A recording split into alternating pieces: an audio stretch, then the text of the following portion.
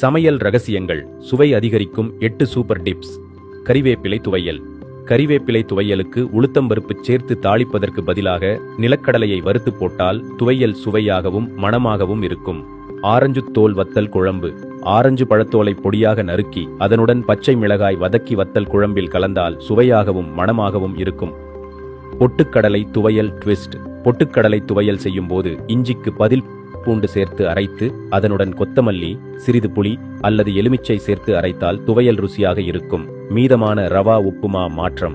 ரவா உப்புமா மிகுந்துவிட்டால் அதில் சிறிதளவு அரிசி மாவை கலந்து வடை போன்று தட்டி எண்ணெயில் பொரித்து எடுத்தால் ருசியாக இருக்கும். பிரியாணியில் சோளம் சேர்த்தால் வெஜிடபிள் பிரியாணி செய்யும் போது அதனுடன் வேக வைத்த சோளத்தையும் சிறிது சேர்த்துக் கொண்டால் மிகவும் சுவையாக இருக்கும். பஜ்ஜி மாவில் புதினா மற்றும் தக்காளி. புதினா தக்காளி இரண்டையும் நன்கு அரைத்து பஜ்ஜி மாவுடன் கலந்து செய்தால் பஜ்ஜி சுவையாக இருக்கும்.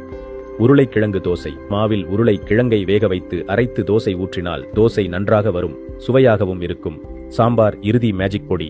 சாம்பார் வைக்கும் போது இறக்கும் தருவாயில் வெந்தயமும் பெருங்காயமும் வறுத்து பொடி செய்து சிறிது கசகசாவையும் சேர்த்து பொடி செய்து போட்டால் சாம்பார் ருசியாகவும் மணமாகவும் இருக்கும். இந்த டிப்ஸ் செய்து பாருங்க.